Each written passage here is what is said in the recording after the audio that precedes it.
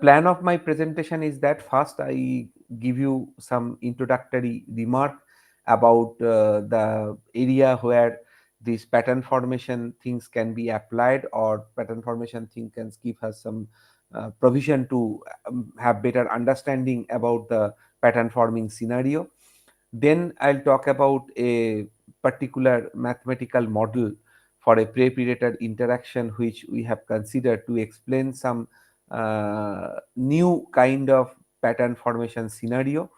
And then I'll go to the mathematical ingredients, of course very simple mathematical ingredients for spatiotemporal models analysis. These analyses are available in any book, but I must mention that very few people have uh, give appropriate attention to explore this kind of point quite carefully, just to understand where we can have pattern or not.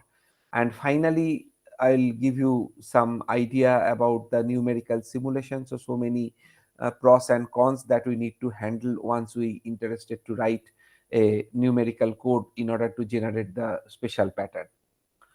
Okay, so these are three pictures where you can see some kind of pattern is clearly observed. This is an aquatic environment, not some sort of large ocean or river. Rather, you can think about a small depth lake where we can find some water body. In the middle, we can see the ribbon forest, and on the right we have observed some interaction between two kind of fish population, that is actually yellow whale and bluefin tuna. Now in all these three cases, what we can observe in terms of pattern formation, for example on the left, if we look at a scan of the surface of this water body, then we can find at some places we can see water, and some other places we can see the presence of the vegetation. In the second picture, we can see some areas are covered by ribbon tree, that means the constituent trees of the ribbon forest, and in between we can see some sort of muddy land where the area which is not covered by such kind of trees is clearly visible. And here we can see that the domain is filled up with prey as well as predator. But here we observe an interesting behavior. This behavior has two aspects. First one, some areas where we can see high concentration of prey, and some other area we can find low concentration of prey. On the other hand, the area where prey concentration is low, there we observe the presence of their predator, that is blue whale. So now we try to interpret this result in the way that area with high concentration of prey is avoided by the predator, and area with high concentration of predator is avoided by the prey. In general, people are happy to generate this kind of pattern with the help of mathematical model and numerical simulation.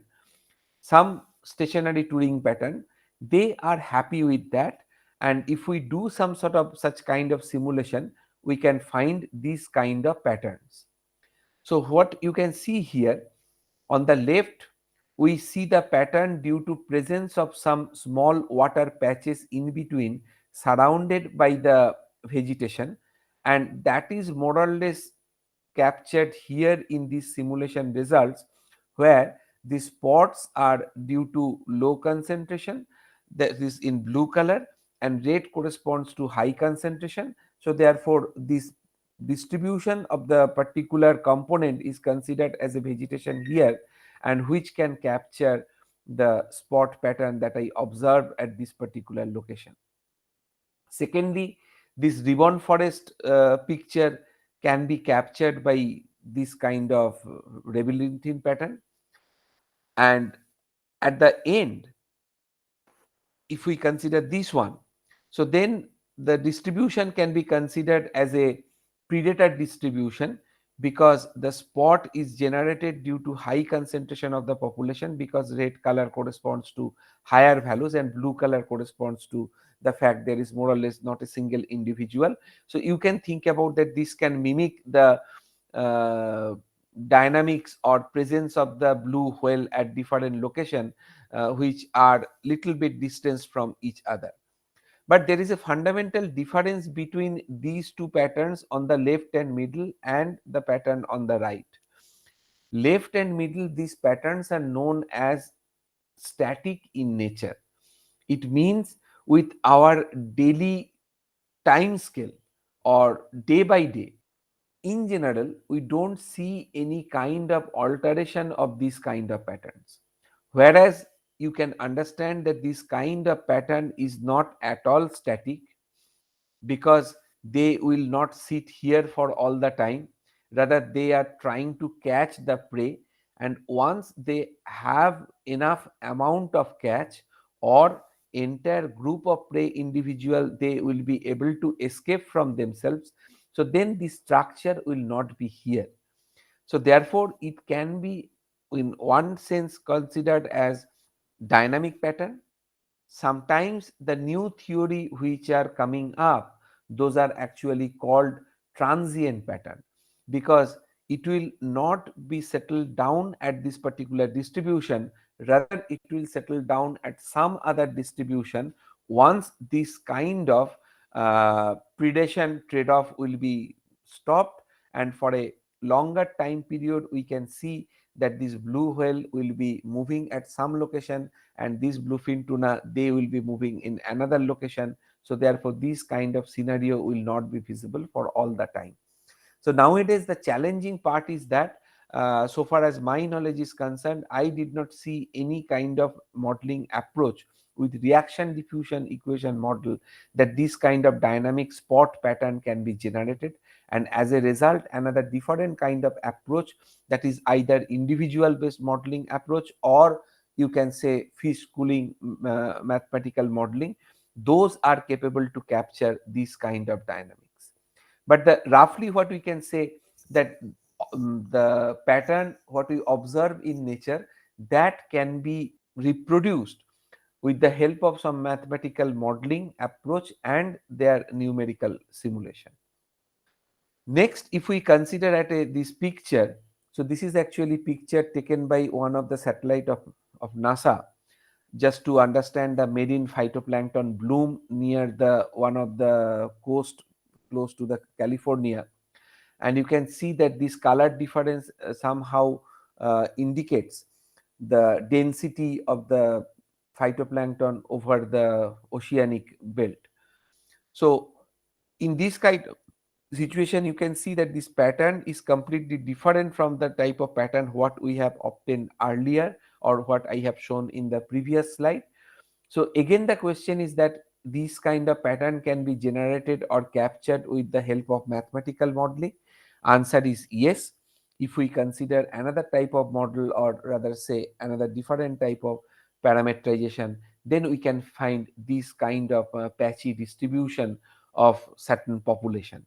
Of course, in these two cases there are a couple of differences, because here you can say on this side there is a boundary of the aquatic environment, on the left or up or below there is no such kind of rigid boundary. So that means we can assume that fluid cannot uh, engrave more and more between this area. So without any loss of generality, we can consider this as a roughly rigid boundary through which there is no inflow or outflow of the fluids. But the dynamics of the fluid through this boundary is quite complicated. But just for simplest consideration, what we can think about as a rough estimation, we can consider, let us consider a domain, square domain like this, and then just try to understand how it will evolve with the advancement of time for certain choice of the reaction kinetics, and as well as certain choice of the parameter values, and that produces this kind of spatiotemporal chaotic pattern. This chaotic pattern is type of pattern is called spatiotemporal chaotic pattern. So if you check carefully, the evolution of the species distribution over time, and also distribution of the species over space, then you can see that there is a chaotic variation both in terms of time and of course in terms of space, and that is why it is called spatiotemporal chaos. Now, the minimal mathematical model which can capture this kind of dynamics or this kind of pattern formation is classical reaction diffusion equations model. So, where we have two reagent or two component. In the context of ecology, we can say U is the resource and V is the consumer, and this f of uv and g of uv, these represents or they stands for the temporal interaction between the individuals at a particular location, and these two terms, that is Laplacian of u and d times Laplacian of v, that takes care of the random movement of the individual within their habitat, and d is the ratio of the diffusion coefficients between these two components. You might be surprised that why we don't have any diffusivity here, or why the diffusivity of the first component is scaled as equal to 1. Actually, this model is written in terms of dimensionless parameters. Initially, one can start with du as the rate of diffusivity for u component, dv as the rate of diffusivity for the v component, and then after rescaling, we can have this single parameter d, which is dimensionless quantity, but it is the ratio of diffusivity of v over the diffusivity of u. So in some way, this d actually takes care of the fact that it is a combination, particular combination of diffusivity of both prey and predator population. Now, in order to solve this kind of equation, mostly in order to avoid any complicated situation with the mathematical analysis as well as numerical simulation, we use non-negative initial condition. So there are different possible choice of non-negative initial condition, and apart from that, what we consider no flux boundary condition.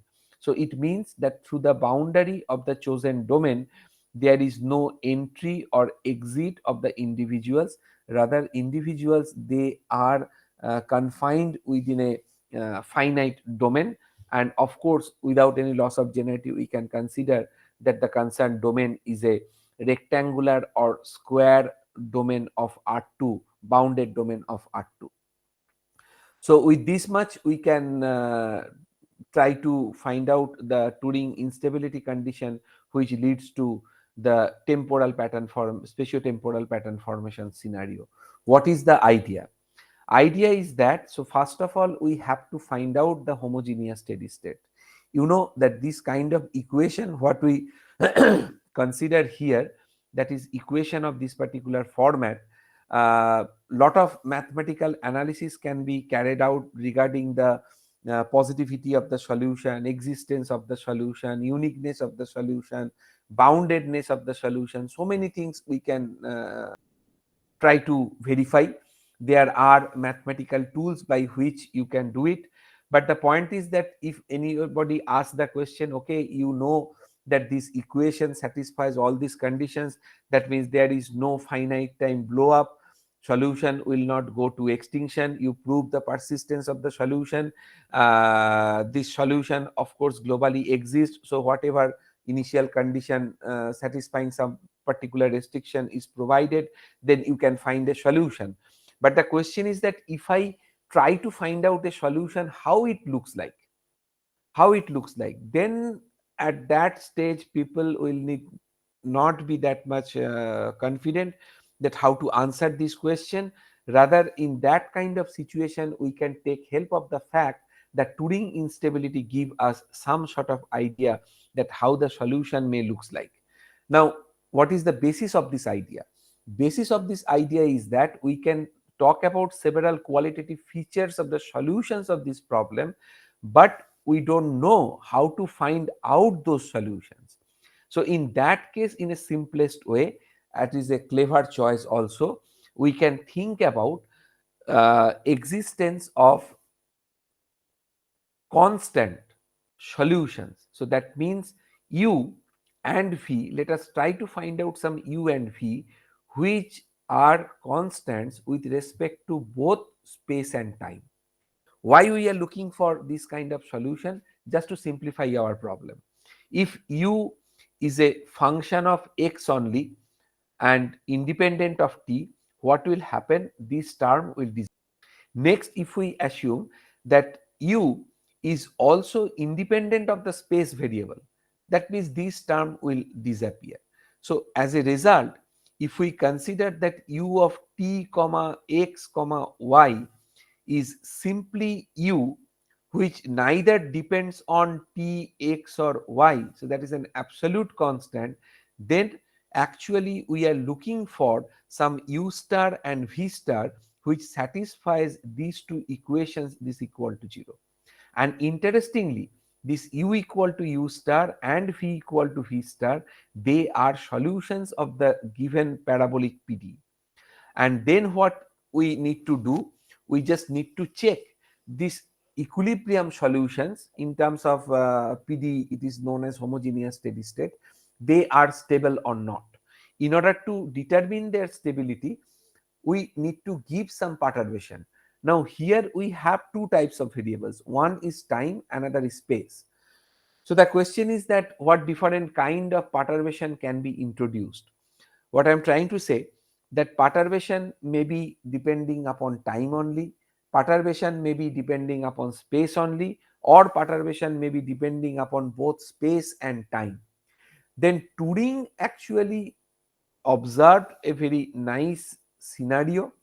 The concept was that if we have a homogeneous steady state of this particular form, that means if you are able to find out some u star v star which satisfies this equation f of uv and g of uv equal to 0, then under certain condition we can ensure that temporal perturbation will not destabilize the steady state.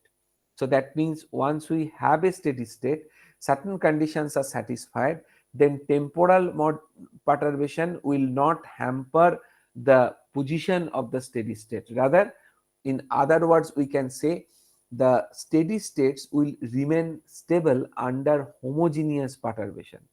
But once we introduce heterogeneous perturbation, then it is called actually Turing instability. So precisely the definition is that for a given spatiotemporal model, you are able to find out a homogeneous steady state. This homogeneous steady state is stable under only small amplitude temporal perturbation, but that particular steady state is unstable under spatiotemporal perturbation, and this is called Turing instability. And what will be the conditions for Turing instability? Conditions for Turing instabilities are given by this one. So the first order partial derivatives of u and f and g with respect to the variables u and v evaluated at the targeted homogeneous steady state should be less than 0.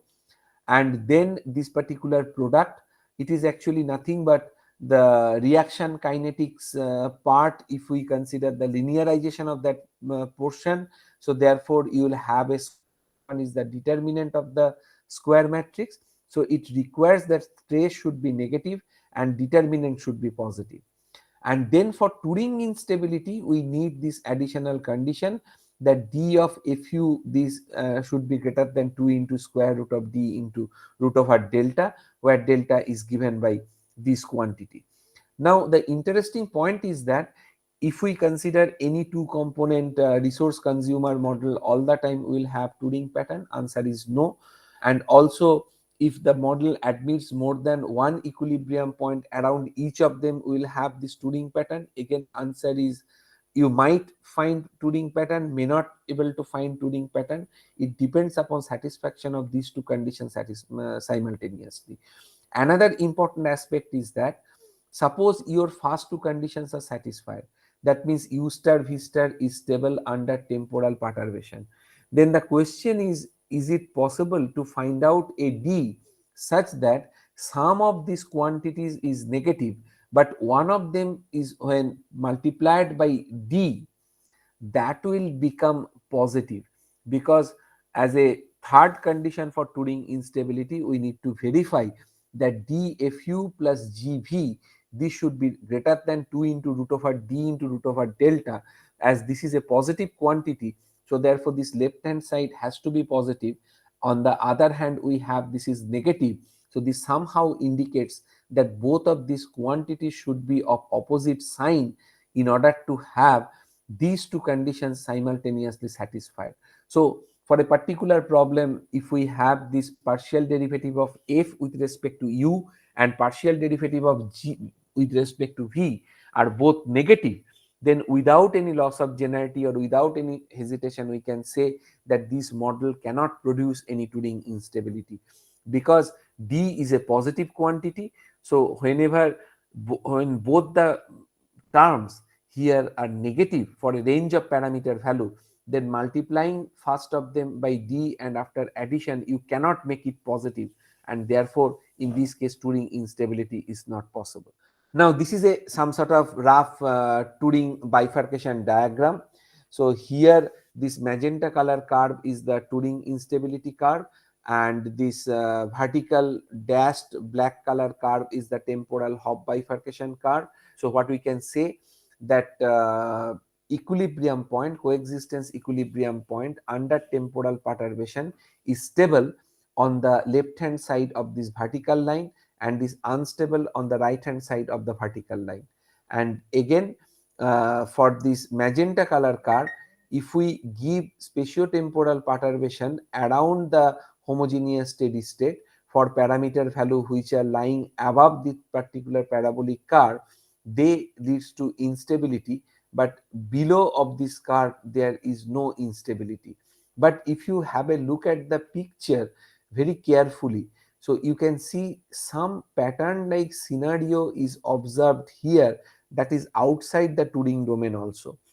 This is quite natural, because for partial differential equation we do not have any Hartmann-Grobman theorem which can ensure the one-one correspondence between the dynamics of the linear system and the nonlinear system, where linear system obtained from the linearization of the nonlinear system at a particular equilibrium point. And I'm not going into that particular discussion. Long back in 2011 I wrote one paper based upon the classical work of Professor Devshankar Rai from Cultivation of Science, where we have shown that there is a possibility and mathematically we can prove that Turing pattern can emerge outside the Turing domain also. And what is most interesting for this talk, towards the end I will show you that after 10 to 12 years I have revisited this problem with the help of one of our PhD student and one colleague in our department, just to prove some more mathematically rigorous approach to ensure that Turing pattern can exist even beyond the Turing domain. So within this talk I'll not be able to go in depth about those analyses, that means determination of Turing pattern outside the Turing domain. Rather I will give much more emphasis just to ensure or from where you need to start in order to find out different kind of stationary branches of a Turing pattern once the model and chosen parameter satisfy the Turing instability condition. So for that once the terms of means patterns are comes into the picture, what are the different kinds of patterns. So basically spatiotemporal patterns produced by this kind of model can be divided into two parts. One of them are called stationary pattern, another of them is called dynamic pattern. So dynamic pattern at this moment it is little bit confusing. You can recall in the first picture I have shown three realistic pictures. For realistic pictures, two corresponds to stationary pattern, one corresponds to dynamic pattern, but the numerical simulation result which shows analogous result corresponding to those patterns, 3 of them were stationary patterns. On the other hand, the distribution of the plankton, that is completely a dynamic pattern. Then once we have this stationary pattern and dynamic pattern, there is further classification is possible. Under various situation, we can have this many different types of patterns, that is spot pattern, labyrinthine pattern. Then I missed here one more, that is mixture of spot and stripe. Then traveling wave, periodic traveling wave, modulated traveling wave, target pattern, spiral pattern, spatiotemporal chaos, pulse structure, periodic pulse, and so many different other kind of patterns are observed. So within this talk, let me solely concentrate on mostly stationary Turing pattern and in one dimension. Keep in mind, in order to understand the spot pattern or labyrinthine pattern or the target pattern and spiral pattern, you need to consider two-dimensional domain. But recently we have identified uh, one model for which we can have some particular type of representation. One of them actually gives the pattern formation scenario in one dimensional space, and another set of pictures they shows the corresponding two dimensional version. And once you have the complete result for the resulting pattern of one dimensional space and two dimensional space, you can make a one to one analogy between these two. But for the time being, let us try to convince ourselves where we can have this kind of stationary pattern with the one dimensional space only. So for that part, what model I am going to consider, that is a Gauss type prey predator model. So here U is the prey population density and V is the predator population density. So it is assumed that in the absence of predator, the growth law of prey population follows the classical logistic growth law, and then the consumption of the prey or resource is described by the functional response, that is denoted by f of u comma v. So here f of u comma v actually means that functional response is not only dependent on prey or resource density, rather it depends upon both prey and predator densities. And then the predator is assumed to be specialist in nature, so that means it don't have any other food source from where they can survive. So therefore growth of the predator is only due to the reproduction or production of the offspring uh, through their energy accumulated from predation of the prey. And that is why this consumption term is converted into they contribute to the predator growth equation with the conversion efficiency E, and then there is a natural mortality rate for the predator population. So this is the rough structure. Now, before proceed further, I must mention that these kind of logistic growth rate are now becoming obsolete, and people are working on fear effect rigorously. But my understanding is that fear effect based upon this logistic growth does not makes any sense, because here it is assumed, if we look at the growth component and decay component of this equation at the individual level, that means if we look at the per capita growth rate, so then you can see that per capita growth rate is independent of the population density. So that is true only for some microbial population or small animals who don't have such kind of brain to think about whether the situation is in favor of the fear or not. So in order to have the fear effect into the model, we need a completely different type of growth equation. And unfortunately, as of now, I don't see any single attempt have that research community have taken up to overcome this situation, but rather they are relying on the first paper published in Journal of Mathematical Biology by Xingfu Zhou and others, and following that thing blindly. Anyway, that is not my part of the talk here. As it came in my mind, I just mentioned just for your information. Okay. Now the next question is that why I have written here f as a function of both u and v. The main idea is that we are interested to consider here that function is dependent upon both prey and predator density, and here what we'll do, will introduce a new kind of functional form in the functional response, that is cooperative hunting. So in case of cooperative hunting, we start with the Holing type 2 functional response.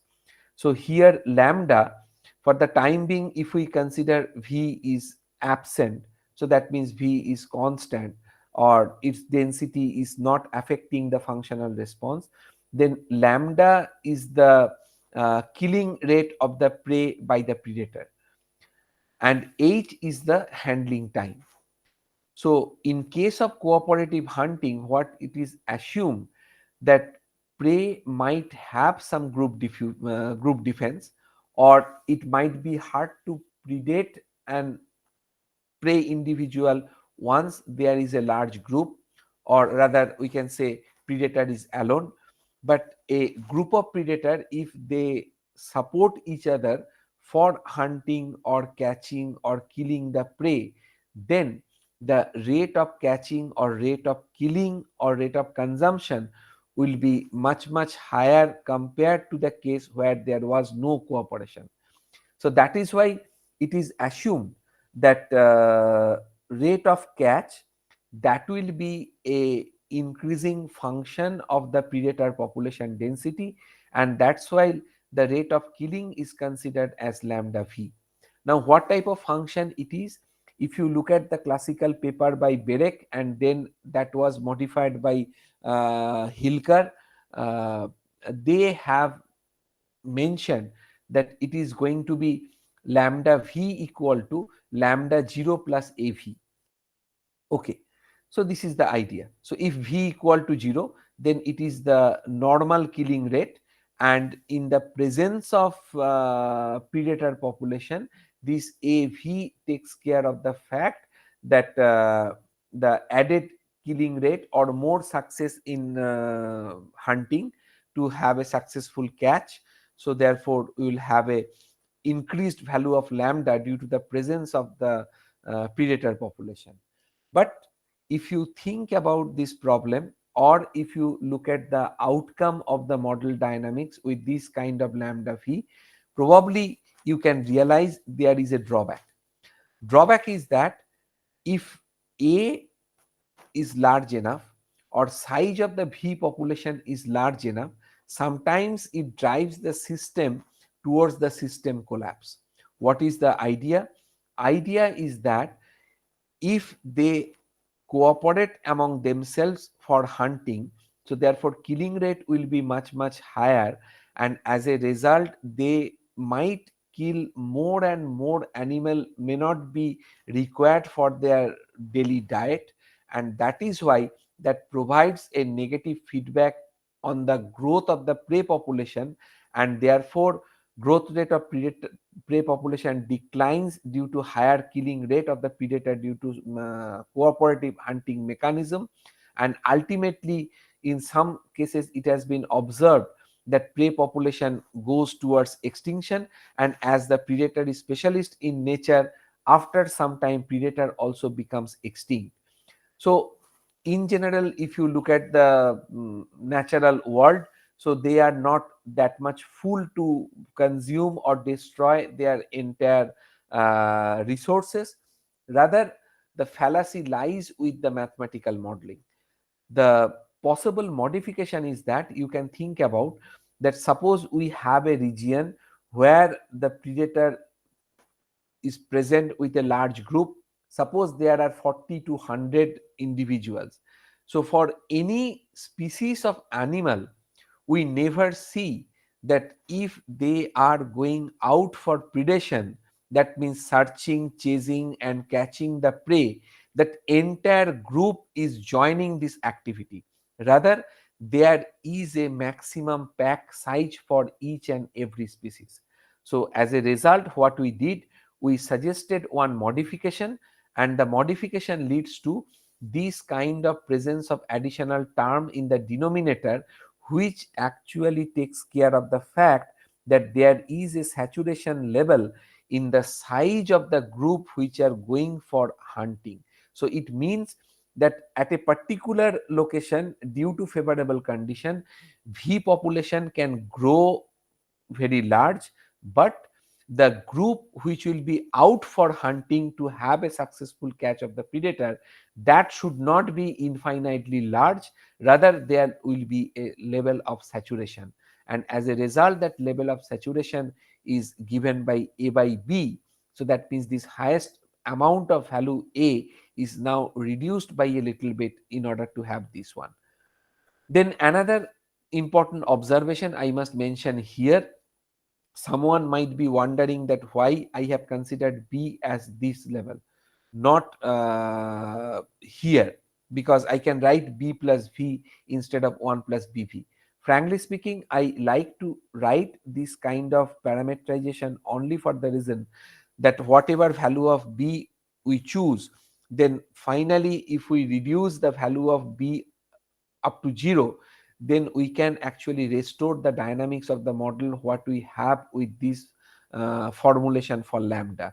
So this somehow helpful to understand that if we consider this type of modified form instead of earlier one, then how the gradual change of the value of B alter the system dynamics. That is why we have chosen this kind of parameterization.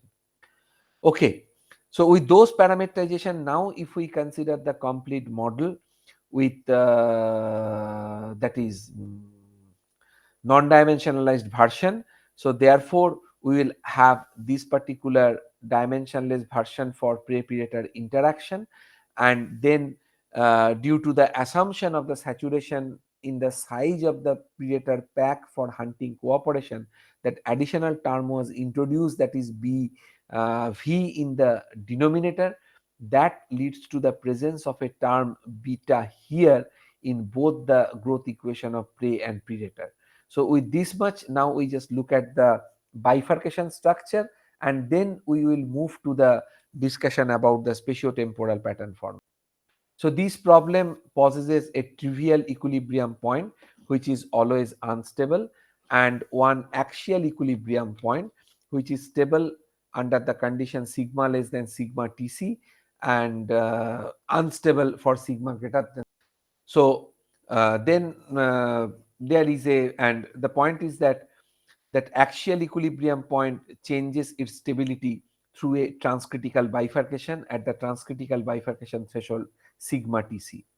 Now for coexistence equilibrium point, this is very interesting. You can have either one coexistence equilibrium or two coexistence equilibrium depending upon different parametric restrictions, and then you can check at most one of them will be stable, other is always unstable. Even we have the situation both the equilibrium points are stable, and the idea is that uh, it is possible from bifurcation point of view. This problem is quite interesting because this saddle node bifurcation threshold can coincides with the transcritical bifurcation threshold and leads us to a special type of cusp bifurcation, and those are explored in our work, but here I am not going into that particular part.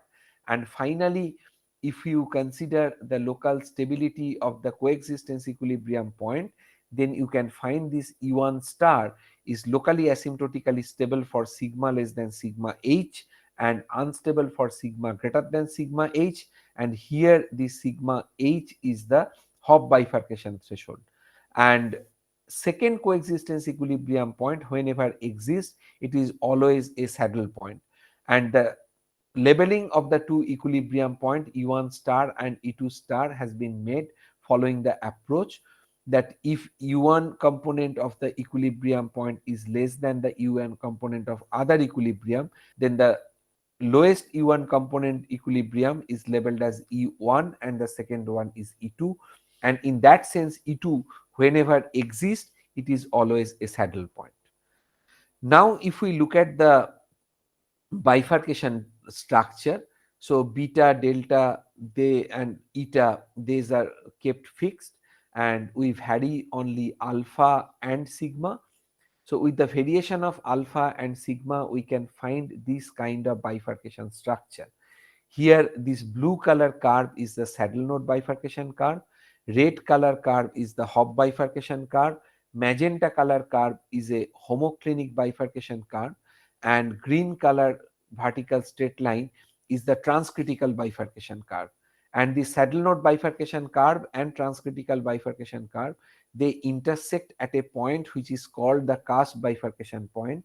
Be careful that in the picture it seems to us that green and red curve they intersect each other, but practically they don't have any business that whether they are intersecting or not, because the presence of this red Hop bifurcation curve is related to the interior equilibrium point, and this green color curve is related to the stability of axial equilibrium point. So although they seems to intersect each other, but there is no business among them at the time of crossing that they are not going to change any dynamical feature drastically once they intersect.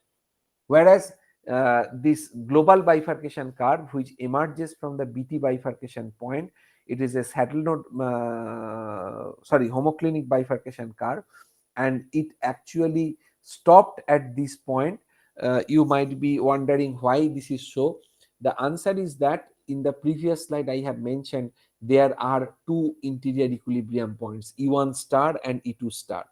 So after Hop bifurcation, what happens that we find a stable Hop bifurcating limit cycle enclosing the unstable equilibrium point E1.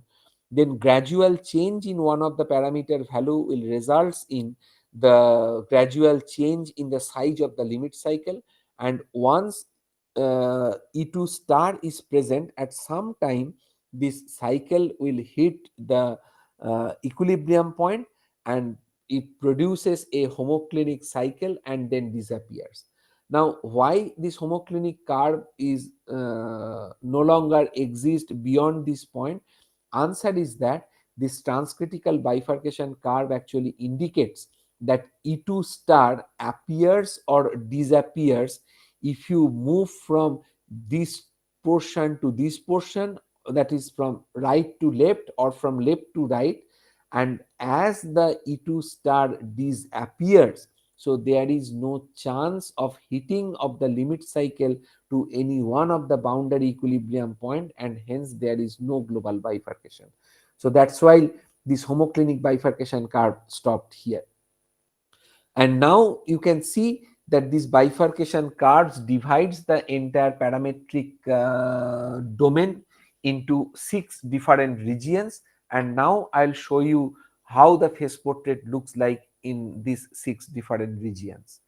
So in R1 we have two equilibrium points, and you can see that this is a saddle point, that is E2 star, E1 star is an unstable node, and E1, that is this axial equilibrium point, is stable, and trivial equilibrium point is unstable. Now if we consider R2 domain, so then what we have this unstable equilibrium point E2 that is surrounded by a stable limit cycle. And here probably you understood that once we change the parameter value slightly, that is from alpha equal to 8 to alpha equal to 7, then what happens that this limit cycle is actually generated through a homoclinic bifurcation here. So this is an interesting scenario, that limit cycle is generated through homoclinic bifurcation, not Hop bifurcation. So this is an important observation. Next, if we consider alpha equal to 5.4, keeping sigma equal to 0.8, then you can find the coexistence equilibrium point E1 star is now stable. Further, if we consider the parameter value from R4, so then you can see that non-trivial null lines, there is no common point of intersection. So that means in this case we don't have any coexistence equilibrium point, and all the trajectory converge to the globally stable axial equilibrium point 1, 0, and in this case predator goes to extinction. Then if we consider the value of parameter in this way, that is if we are in R5 region, then you can see there is only one coexistence equilibrium point. So of course these two curves intersect each other at a second point, but that is not within our feasible domain, because for that point of intersection what you will find, u component is positive but v component is negative, so that's why this is not feasible and we have this stability here.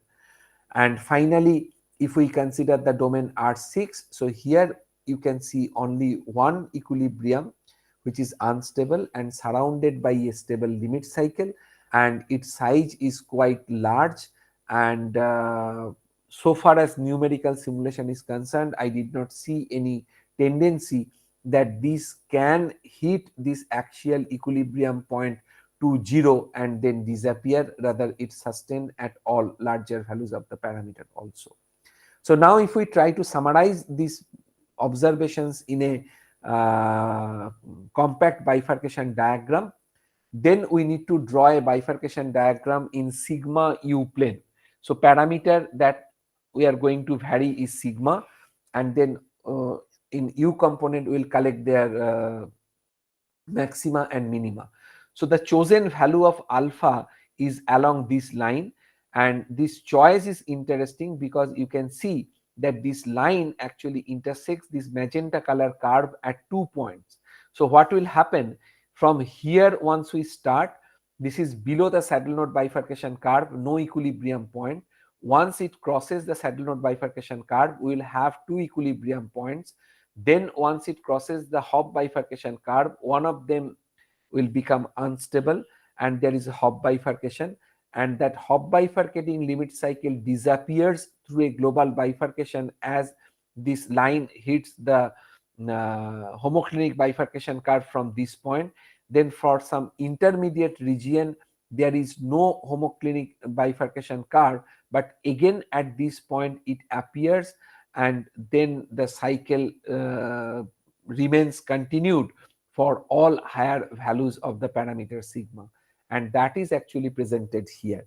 You can see on the left of blue curve there is no coexistence equilibrium. Two coexistence equilibrium point appeared once we are on the right hand side of this vertical blue curve.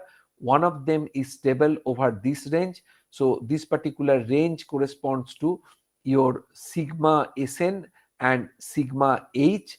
From Hopf bifurcation threshold the stable limit cycle emerges, and once this stable limit cycle hits the upper other equilibrium component, that means the u component of u2 star, it disappears, but again it reappears at this level and then it continues. And here we have some sort of very interesting structure, and that structure, if you can zoom in, then you can find this kind of structure here.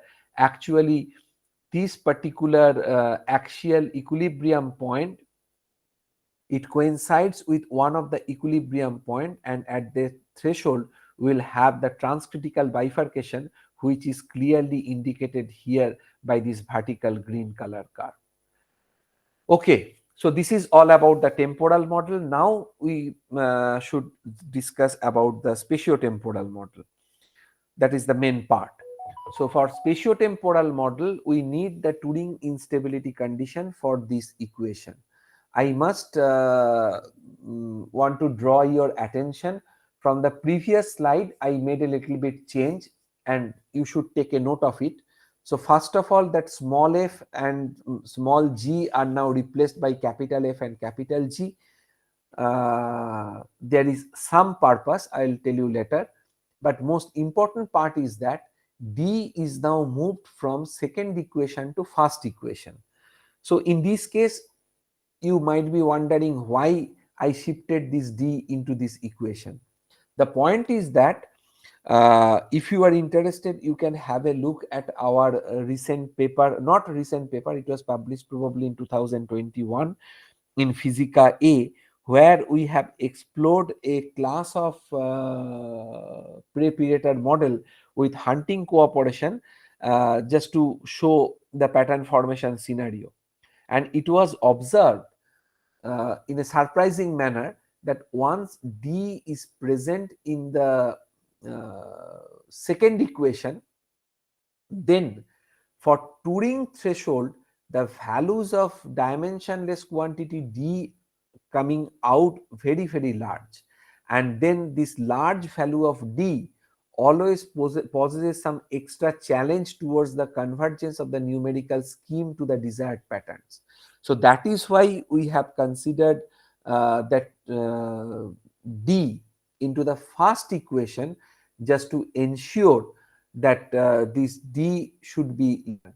But again, the fascinating part is that for any reaction diffusion equation, if D is present in the predator growth equation or consumer's growth equation, then for Turing instability, we need that D should be greater than 1.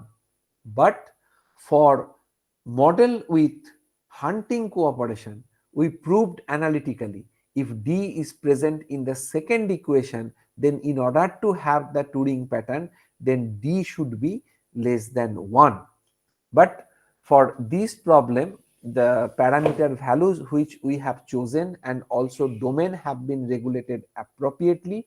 So as a result, D is present in the first equation and value of D is required to be greater than 1 to have the Turing instability, but those are tractable with respect to the domain size and the Turing threshold is not too much high. So therefore, we can work on the pattern formation scenario with D at this particular position.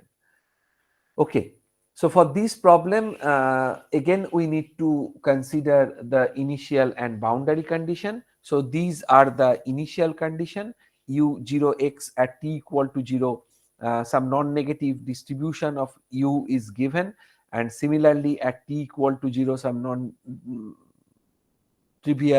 distribution of v is given. X belongs to the domain omega. This is a 0 to L open interval, which is a subset of R. And at the boundary, these no flux boundary conditions are provided. So that is del u del x and del v del x, they are equal to 0 at both the end, x equal to 0 comma L. So now what we can do, we can consider some sort of perturbation around the homogeneous steady state. So utx equal to u star, vtx equal to v star is the homogeneous steady state, and in a compact form we can write capital U star equal to u star comma v star. And then local stability condition becomes, that means if we consider only temporal perturbation, no spatial perturbation, then under temporal perturbation the steady state will remain stable, that is given by Routh-Hurwitz criteria, that means trace less than 0 and determinant greater than 0. And here you can see that A10, A01 etc. can be obtained from the partial derivative of reaction kinetics involved with the model. Then for the spatiotemporal model, now if we introduce the characteristic equation, so that means once we consider the perturbation around the homogeneous steady state is not only temporal, it is rather spatiotemporal. So then you can have this characteristic equation. And here we have an additional term k. This k stands for wave number, and in particular depending upon the nature of the perturbation, here k is equal to n pi by L. L is the domain size and n is any natural number. Now the idea is that if we consider k equal to 0, so that means there is no space, then this characteristic equation will return back to the uh, standard quadratic equation in terms of lambda for the stability of equilibrium point for the temporal model.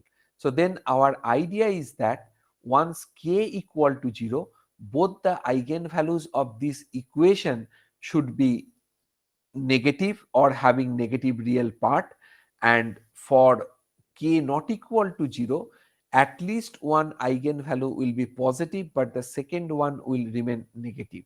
So therefore, the main idea is we need to find out certain value of k for which this hk square will be negative for a range of values of k, and that you can obtain from here.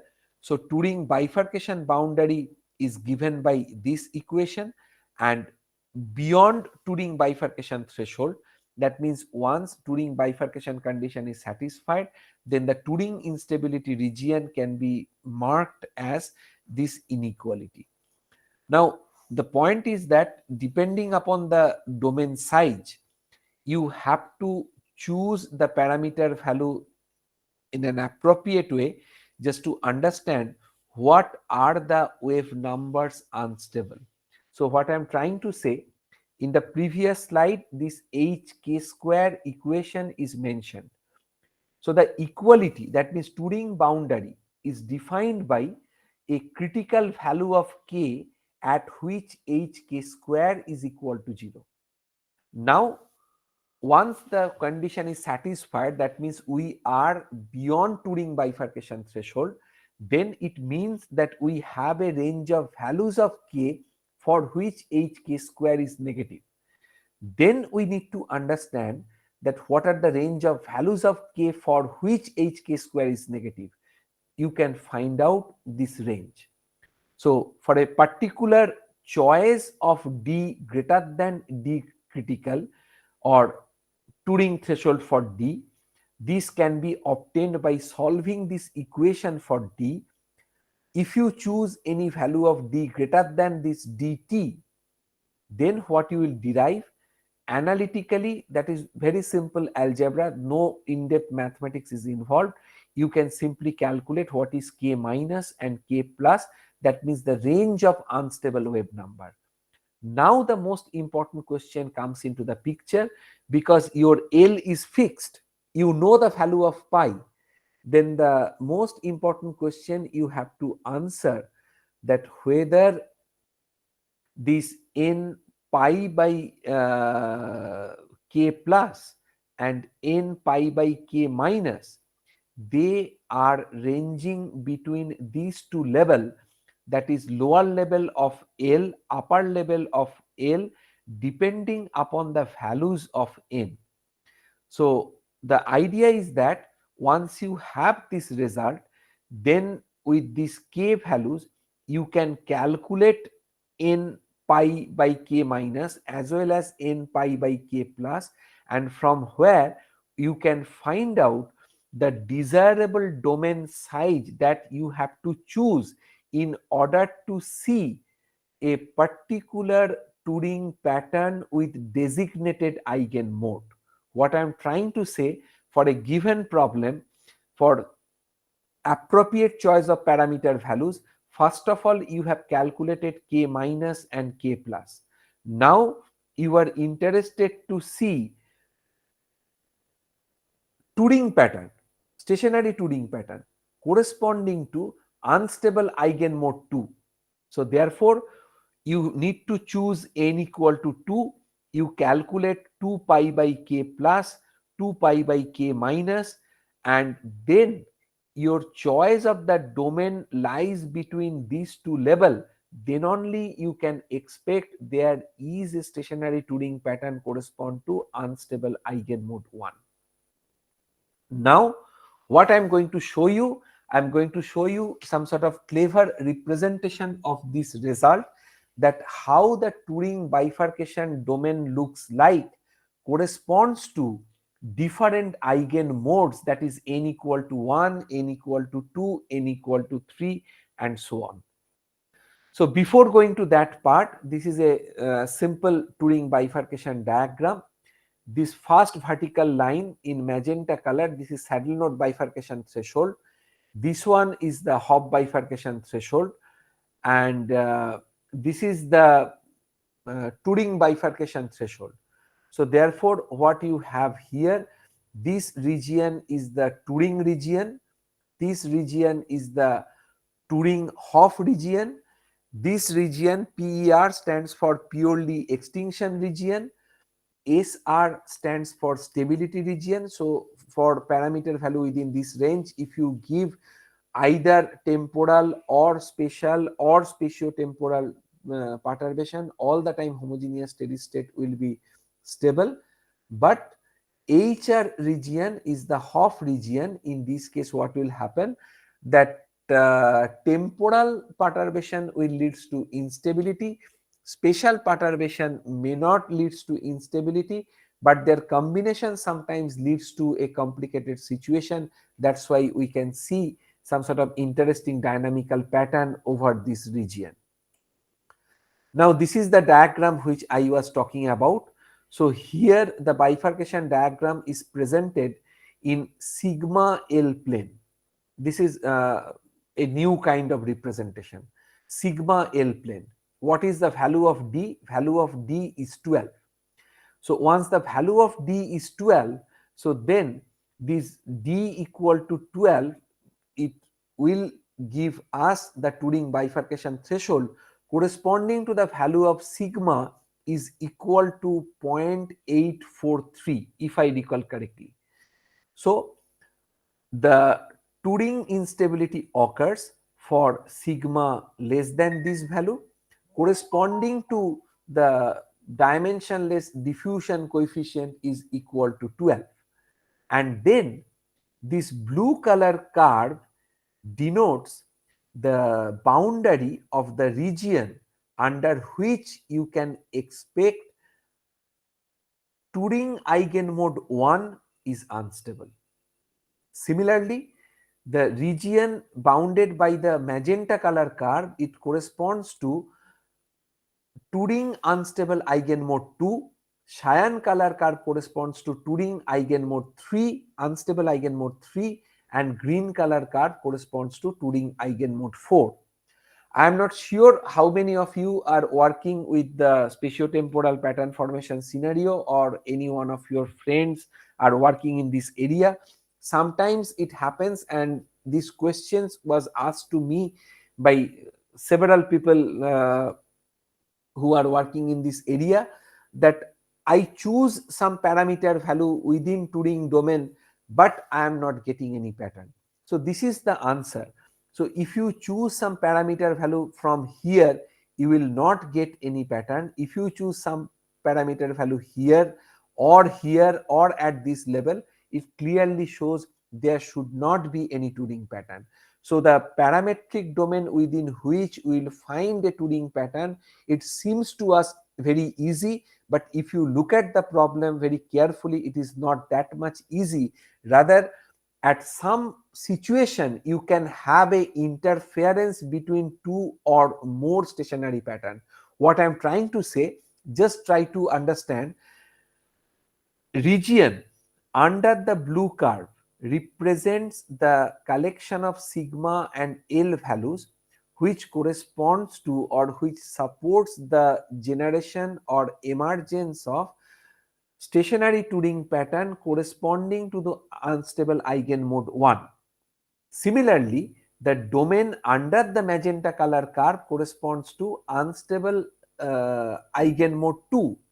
So, but if you choose a parameter from here, so that means you are choosing any value of sigma from 0.76 to 0.78, and your domain size is between 15 and 20, then you should expect that there will exist two different patterns. One corresponds to unstable eigenmode 1, another corresponds to unstable eigenmode 2. Then the next question is that from where they bifurcate, where, how, when eigenmode 1 bifurcate from 2, or eigenmode 2 bifurcate from 1, or they neither bifurcate from each other, rather they bifurcate from some other origin, that we need to understand. So for that purpose, let us do some sort of numerical continuation. So for numerical continuation, let us start with a domain size L, that is L equal to 5. So that means we are choosing a domain size L which is at this position, and you can see that this line is not inside any one of the unstable eigenmode Turing domains, not within domain 1, not within domain 2, not within domain 3. So what is expectation? There should not be any Turing pattern. If you look at the bifurcation structure, it supports our idea. So temporal bifurcation curve remains unaltered. This is the saddle node bifurcation threshold, and here this green color branch is the homogeneous steady state. It is stable. Even under spatiotemporal perturbation, it remains stable because the choice of the domain size L is not enough such that it can accommodate any unstable eigenmode. On the other hand, once the Hopf bifurcation threshold has been crossed, then you can find this bifurcating branch. This corresponds to the solution which is homogeneous in space and oscillatory in time. Okay. Then if we choose the parameter value from here, then we have unstable eigenmode 1, and then you can see through a branch point this unstable eigenmode 1 solution bifurcate, and it continues up to this level, and then it loses its stability, and then unstable component continues like this and merge somewhere here. And this is the most important point. Try to understand. Coexistence equilibrium point exists on the right hand side of the point Sn. Here,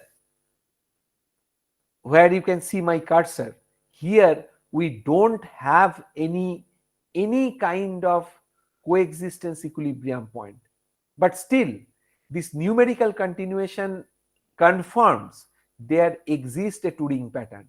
So now this is a new description of ghost attractor, Turing pattern beyond the Turing domain, and also another kind of thing that is emerging, that is long transients. If you just try to look at the initial transients that is required to be produced before settling down to this particular Turing pattern, it takes lots of time to settle down to this particular level.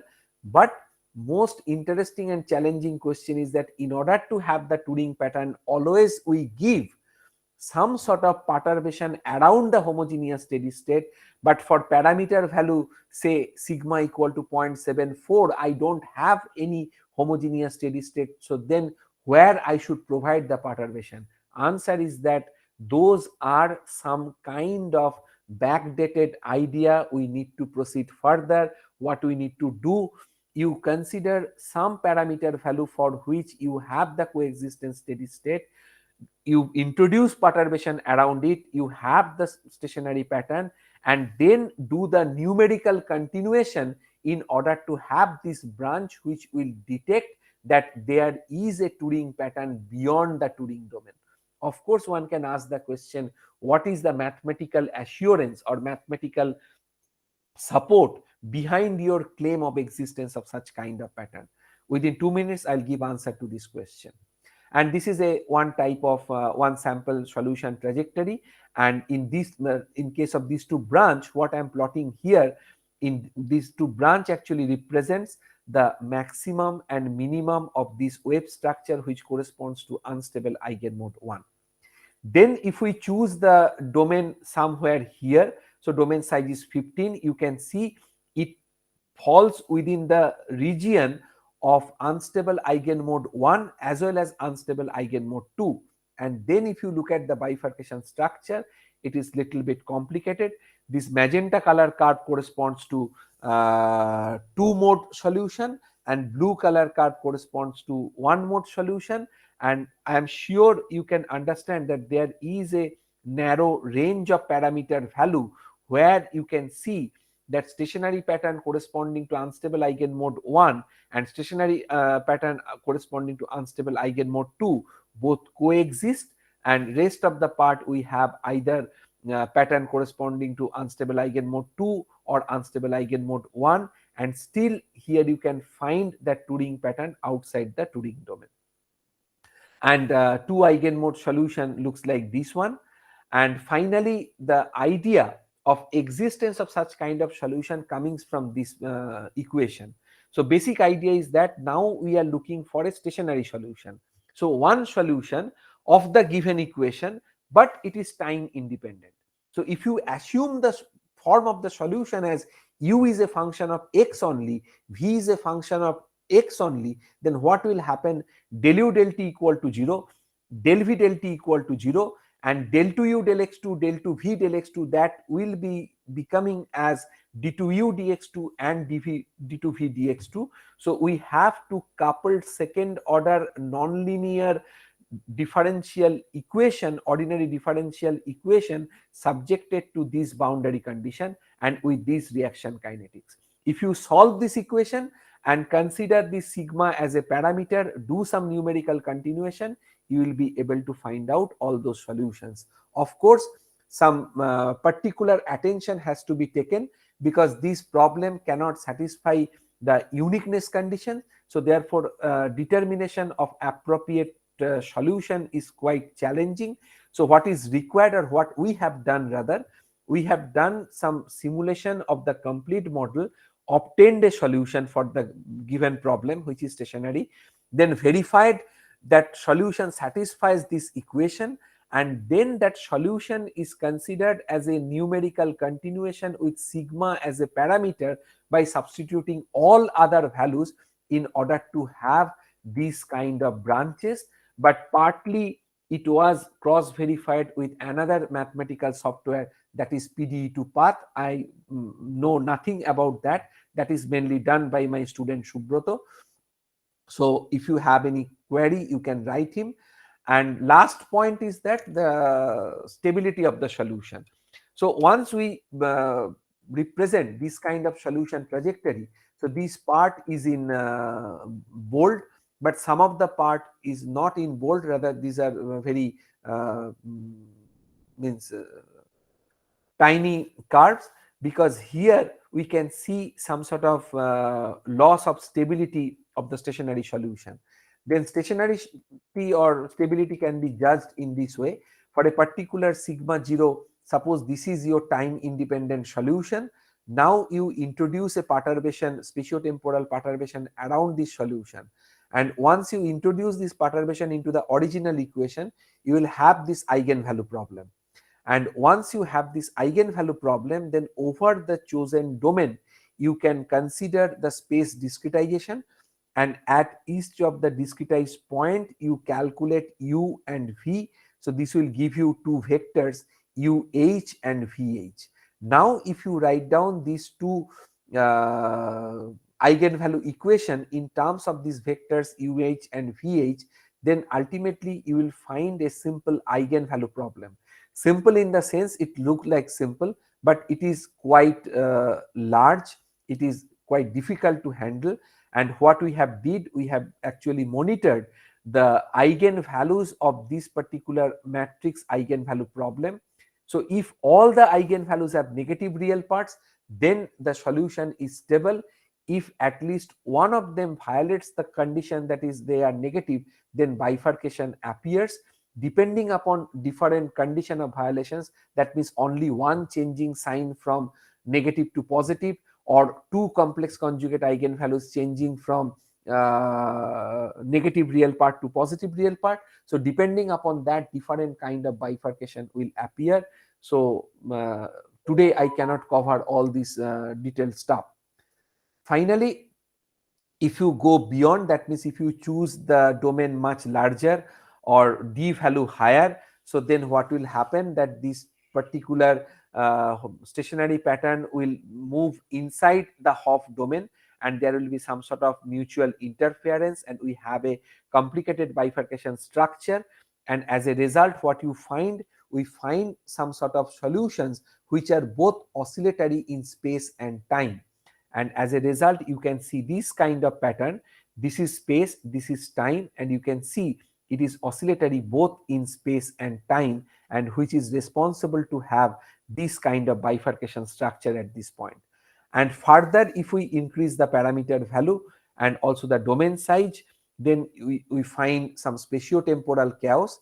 And on the right hand side, you can see the largest Lyapunov exponent is positive for spatiotemporal model. It ensures that this irregular dynamics or collection of points is corresponds to the spatiotemporal chaos, but one thing is still unexplored, whether this bifurcation route is absolutely period doubling or not, that we need to check. Okay, and this is finally the discretization scheme. It is quite straightforward that if you have this equation, you discretize time and space, they are equally spaced, and if you use this notation ujk and vjk, that is the u and v value at t and x discretized point, and then you can consider the Laplacian in 3-point finite difference scheme apart from both end point. So in the middle, if you consider discretization, then you will have this kind of structure, and then for the boundary point you will have left end boundary and right end boundary, and then you will have this kind of discretization for the two ends. Similar result will holds for v also, and with this discretization and appropriate choice of delta x and delta t, if you perform the simulation, initially it will show some kind of irregularity, but with the advancement of time it is a self-organized spatial pattern. So ultimately it settles down to the actual desired pattern which we are looking for. So this is the final pattern, and these maxima and minima were collected and plotted in the diagram. This is the pattern corresponds to eigenmode 2. And then if you change the parameter value, so here sigma equal to 0.8, but if you consider sigma equal to 0.78, you will find a similar kind of pattern. But you can see there is a difference between heights of the local minima, and also there is a change in the heights of the local maxima, and those are responsible for the movement of the two branch in the bifurcation diagram. They are either going up or going down, that is controlled by this kind of structure. Okay, I must stop here.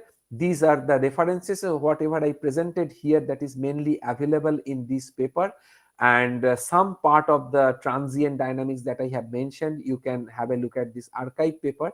These are most three important books what I should suggest to have a more idea about this kind of analysis, and mainly numerical continuation of the reaction diffusion equation is well explained in the book by Jane May. And I must thank my colleague Professor Ghorai and his PhD student Subroto, who mainly did this work, and on their behalf I am presenting here. Thank you very much.